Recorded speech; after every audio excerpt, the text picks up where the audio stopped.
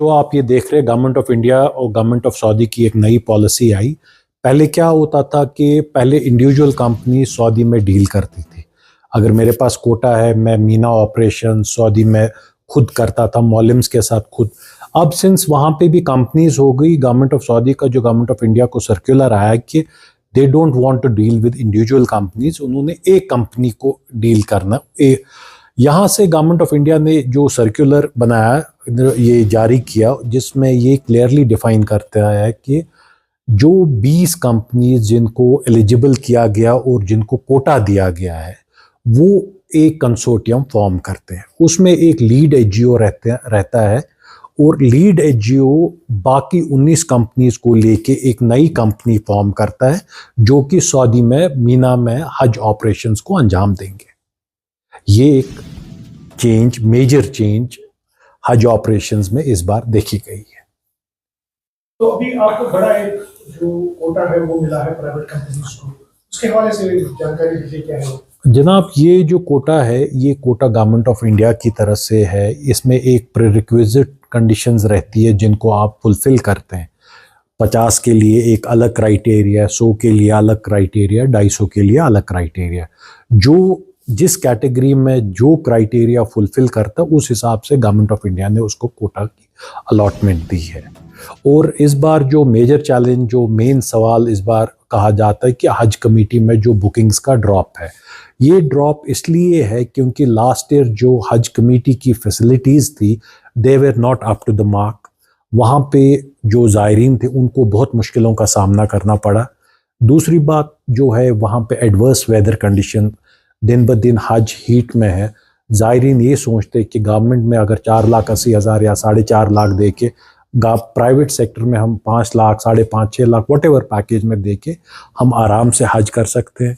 तीसरी बात, जो ये इकोनॉमिकल डिस्ट्रेस का कहा जाता है, मैं मानता हूँ बाज़ार में इकोनॉमिकल डिस्ट्रेस है, बट जो ज़ायरीन हज पे जाने वाला होता है उसका ये कैलकुलेशन पहले से होता है। ये हज के पैसे या तो पहुँचा अलग आसान, सो ये आपकी डे टू डे लिविंग से रिलेटेड नहीं होता, ये अलग से आपके ये हज के पैसे अलग से होते हैं। इसमें इतना इम्पैक्ट नहीं आना चाहिए।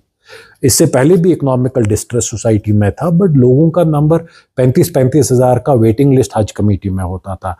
ये वो जो लास्ट ईयर मिसमैनेजमेंट और जो गर्मी की वजह से इस बार हम हज कमेटी के नंबर्स में ड्रॉप देखते हैं। ग्रीवेंसेस हाजिर की रहती है, उसमें बड़ा फैक्टर जब मौसम खराब हो जाता है या कुछ अनटूवर्ड इंसिडेंट रास्ते में हो जाता है, तो उसके हवाले से क्या कुछ आपके पास कुछ प्लान है? देखिए, जहाँ तक मौसम का ताल्लुक है, ये टूर ऑपरेटर के बस में नहीं है। एक चीज़ जो टूर ऑपरेटर ने अपने जाने वाले ज़ायरीन को जब बुक करते हैं, उस टाइम पे क्लैरिटी से ये उनको इन्फॉर्मेशन देनी है कि मौसम हमारे बस में नहीं है। कल को फ़्लाइट मौसम की वजह से कैंसिल होती है या किसी वजूहात से कैंसलेशन होती है, तो इस चीज़ पे क्लैरिटी टूर ऑपरेटर के ब्रोशर में ये क्लियरली डिफाइंड होना चाहिए कि weather is beyond our control. In case of cancellation of flight, it has to be borne by the pilgrim. जब आप इन ग्रे एरियाज़ को टच ही नहीं करते, एक ज़ायरीन जाने वाले, उससे आप इन बातों के, इन चीज़ों के बारे में छेड़ते नहीं है, डिस्कस नहीं करते, वो कैसे एक्सपेक्ट करें? With the result they get volatile. Last में, नहीं जी आपको हमको लेके जाना है।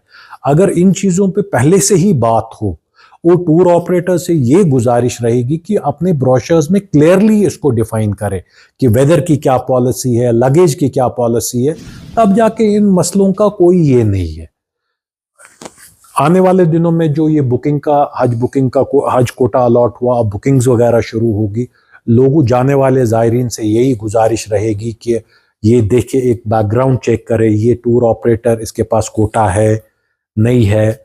दूसरी चीज़, अगर कोटा नहीं है, ऐसा नहीं है कि खाली कोटा जिनके पास है वही जाते हैं, जिनके पास नहीं है वो भी, उनके इंटरिम अरेंजमेंट्स होते हैं, उनके टाइप्स होते हैं।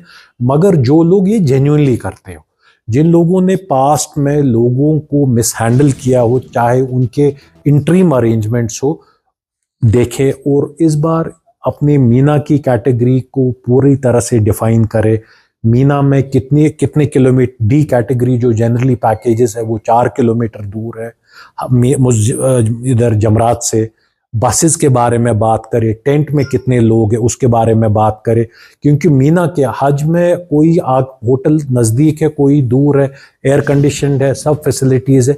मीना के बारे में मेरी यही गुजारिश जाने वाले ज़ायरीन से रहेगी कि इस बार अपने हज पैकेज के मीना के पार्ट में अपने टूर ऑपरेटर से थ्रेडबेयर डिस्कशन करें, ताकि वहाँ पे आपको कोई किसी भी मुश्किलात का सामना न करना पड़े और क्लैरिटी से दोनों साइड्स में क्लैरिटी हो।